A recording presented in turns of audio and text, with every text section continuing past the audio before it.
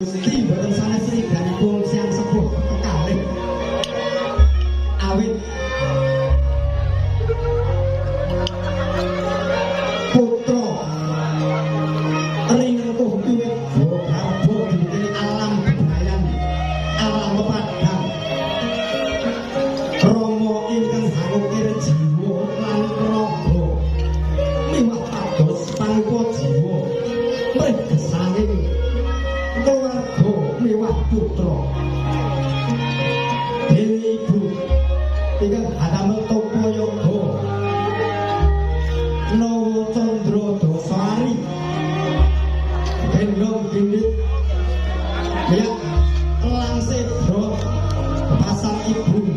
nyangga banto abot langit lan bumine irang bejane hanamu nyawa totohane mila swarganing putra wonten